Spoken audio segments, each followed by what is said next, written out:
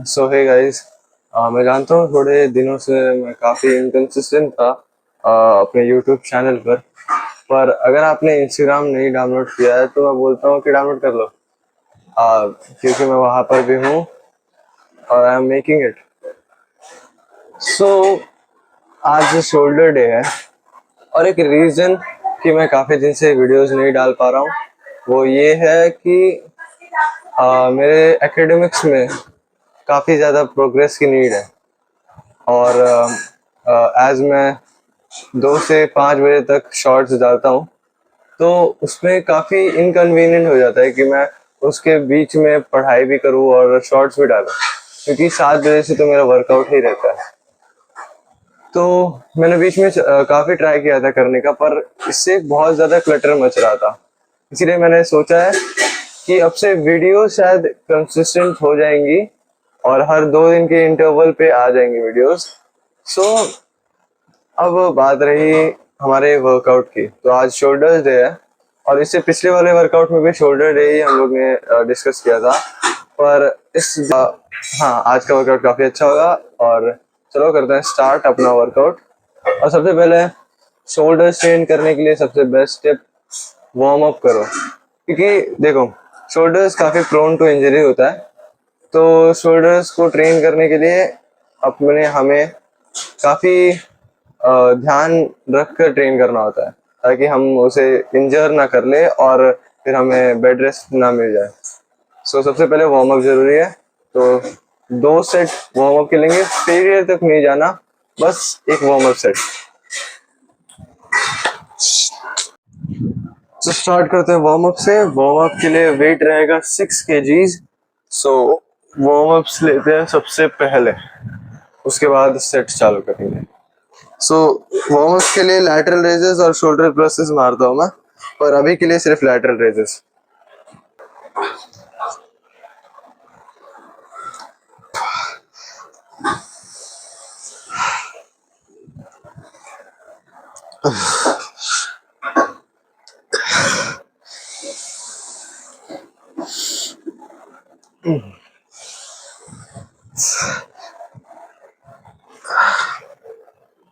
First set done warm up का। अब इसके बाद एक और सेट वार्म अप का जाएगा और 2 मिनट में वो भी हो जाएगा। सो इसके बाद हम लोग अपने मेन सेट पे आएंगे। और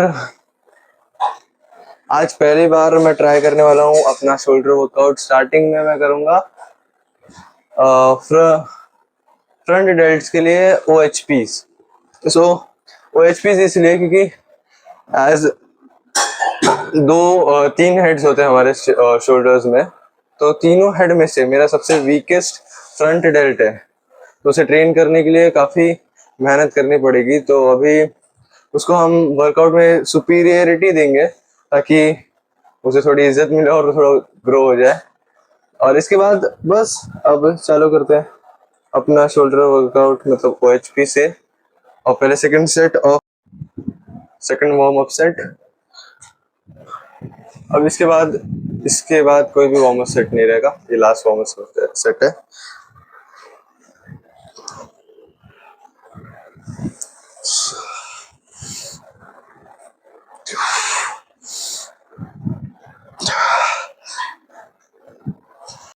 सो एज मैंने बताया आप लोगों को कि फ्रंट डेल मेरा काफी वीक है, तो उसकी स्टार्टिंग हम लोग अपने शोल्डर वर्कआउट की स्टार्टिंग हम लोग फ्रंट सॉरी भूल जाता हूँ बार बार, ओ एच पी से करेंगे, ठीक है। तो ओ एच पी के मैं 5 सेट लगाऊंगा, क्योंकि मैं अभी ब्रो स्प्लिट फॉलो कर रहा हूँ, तो इसलिए 5 सेट। और इसके बाद साइड डेल्ट्स।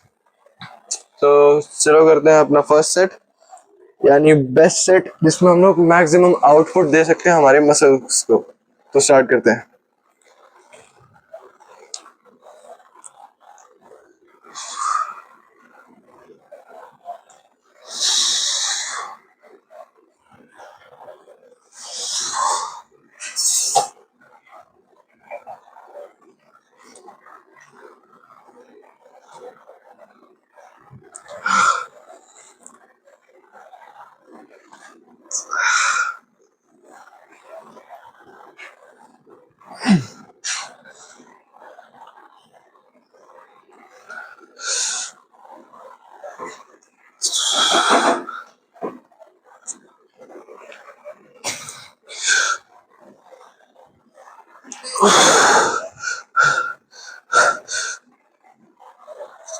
फर्स्ट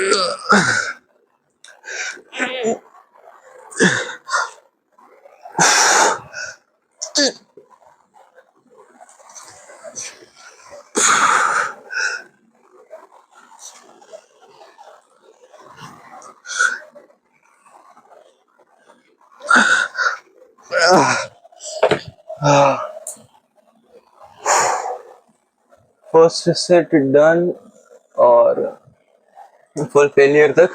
और मैं यही सजेस्ट करता हूँ कि आप भी फेलियर तक ट्रेन करो, ताकि आपकी मसल्स वो फेलियर को टेस्ट करें, ताकि उन्हें बिल्ड होने की टेंडेंसी मालूम पड़े।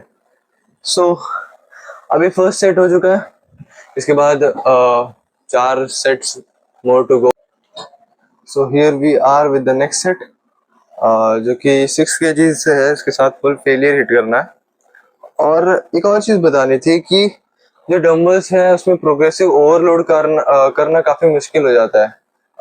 एग्जाम अगर आप स्पेशली आप होम से अगर ट्रेन करते हो, मतलब होम जिम के जैसे ट्रेन करते हो, तो उसमें काफी प्रोग्रेसिव ओवरलोड करना काफी मुश्किल हो जाता है। और एज इन बैग, अगर आप बैग इस्तेमाल करते हो तो आप उसमें एक बुक से आपके प्रोग्रेसिव ओवरलोड को कर सकते हो। पर इसमें अगर खासकर आपने पीवीसी डंबल्स लिए हैं तो उसमें कब करना प्रोग्रेसिव ओवरलोड काफी मुश्किल बन जाता है। सो दोनों ही चीजों के डिसएडवांटेजेस और एडवांटेजेस है, so choose wisely. So here we are with the next set, that is second set of front delts. So train करते हैं, अभी इसको फुल फेलियर तक लेके जाएंगे। सो स्टार्ट करते हैं।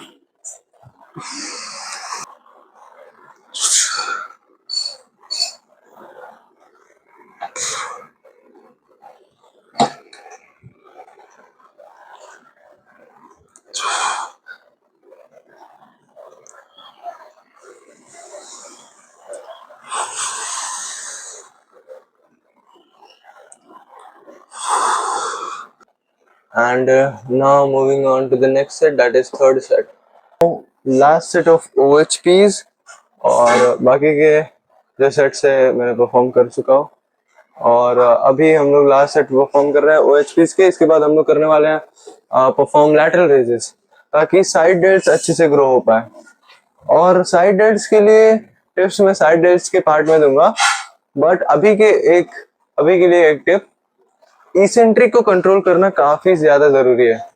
जैसे हम लोग सोचते हैं कि जल्दी जल्दी रैप मार के हम लोग सेट को खत्म कर देते हैं, बट इसेंट्रिक मतलब जब हम लोग पुश करने के बाद जो नीचे आने वाला फेस होता है, जैसे पुल करते हैं कोई चीज, तो उसके बाद जो नीचे जाने वाला स्टेज रहता है, उसको हम लोग जितना स्लोली एंड कंट्रोल्ड वे में परफॉर्म करते हैं, उतना ही माइंड मसल कनेक्शन और हमारी मसल ज्यादा बिल्ड होती है।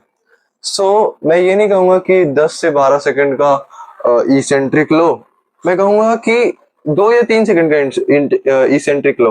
जैसे कि 1 2 3 पुश, 1 2 3 पुश। ये आपके वर्कआउट में काफी ज्यादा हेल्प कर सकता है, स्पेशली जिन्हें अभी गेन्स नहीं दिख रहे हैं उन लोग के लिए। अपने वर्कआउट में ये इम्प्लीमेंट करके देखो, शायद आपके गेन्स आ जाए। सो शुरू करते हैं हमारा वर्कआउट, मतलब लास्ट सेट ऑफ OHPs।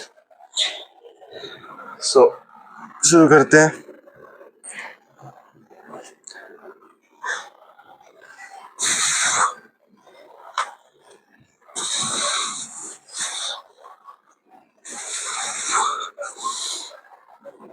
एक सेकेंड है भाई, चालू चालू है। मुझे लगा मैं चालू करना भूल गया। या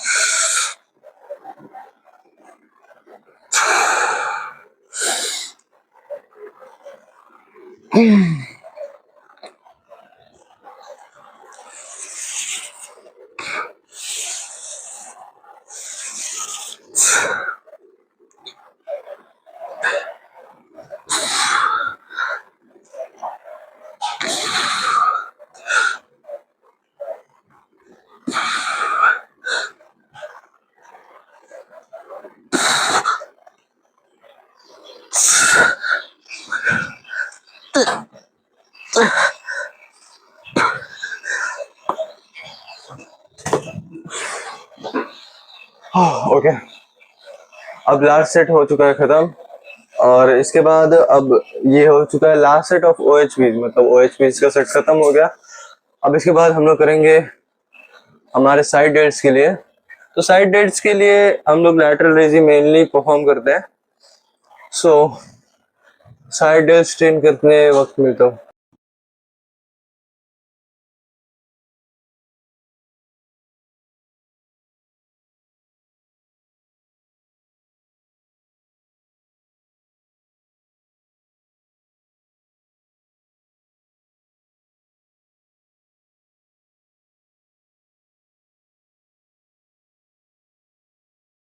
सो हम लोग जा रहे हैं स्टार्ट करने लैटरल रेजेस। लैटरल रेजेस के टोटल प्रोबेबली 8 सेट्स। तो 8 सेट्स के लिए हमें अभी शुरू करना पड़ेगा। तो शुरू करते हैं हमारे पहले सेट से। तो वेट होगा आई थिंक 6 kgs। तो स्टार्ट करते हैं। सबसे पहली टिप जो मैंने दी थी वो थी कंट्रोल करना इसेंट्रिक को। और दूसरी ट्रिक है कि अपने टेम्पो पर ध्यान देना, मतलब अपने सेट्स के बीच में। अभी मैं आपको करके बताता हूँ। देखो, सबसे पहले एक टेम्पो होता है स्पीड वाला, जैसे अगर आप जल्दी जल्दी सेट्स रेप्स मार रहे हो ऐसे। और दूसरा होता है स्लो एंड कंट्रोल टेम्पो, मतलब दोनों रेप्स के बीच में सेम सेकेंड्स होने चाहिए, जैसे कि 1 2, ऐसे ऊपर लेने के जाने में 1 2 1 2, ऐसे करके।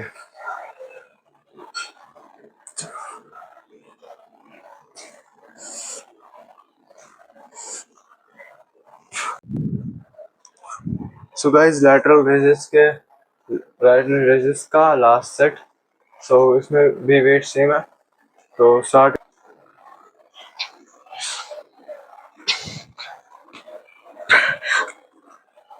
हम्म तो लैटरल रेजेस के सारे सेट्स हो चुके हैं और लैटरल रेजेस का पार्ट भी खत्म हो चुका है। सो अब हम करेंगे करेंगे रियर डेल्ट्स। सो इसमें मोस्ट ऑफ द लोगों को ये मतलब ही नहीं पता होता कि रियर डेल्ट्स का मतलब क्या है। So let me tell you. अगर आप ध्यान से देखो तो यहाँ पर ये है फ्रंट डेल्ट, जो आगे की मसल है। और ये जो सबसे बड़ा पार्ट है, मीन्स ये जो यहाँ पर निकल रहा है, इसे बोलते हैं साइड डेल्ट्स। और अगर आप देखोगे ये this one, this is rear delt. So इसका मेन काम है कोई भी ऑब्जेक्ट को ऐसे उठाना। यू सी दैट, ये है रियर डेल्ट्स। सी, ऐसे करोगे तो ये रियर डेल्ट स्ट्रेन हो गए। तो सेम मैं एक चेयर का इस्तेमाल करता हूँ, फिर ऐसे होके ऐसे करता हूँ, तो इसमें रियर डेल्ट्स ट्रेन करता हूँ ऐसे। So let me bring that chair.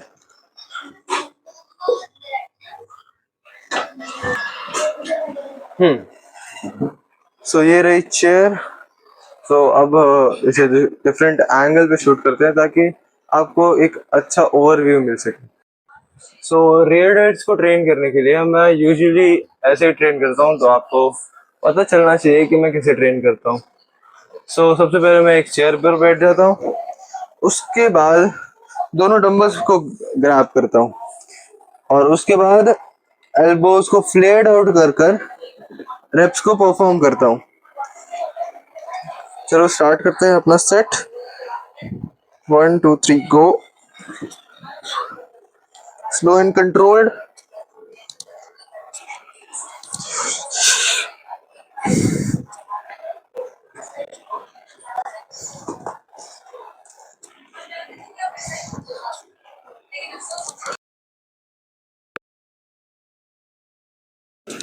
Workout हो गया खत्म। और वर्कआउट की रेटिंग 10/10 थी और काफ़ी अच्छा वर्कआउट था और पंप भी काफ़ी अच्छा आया था। अब एज मैं सुबह से एडिटिंग और एक शॉर्ट की एडिटिंग भी कर रहा था, तो काफ़ी टाइम हो चुका है। तो अब मुझे स्कूल का काफ़ी वर्क पेंडिंग है, क्योंकि बुक कंप्लीशन कल बायो की चेकिंग है। और मुझे बायो की एक्सरसाइज और एक चैप्टर का माइंड मैप भी बनाना है।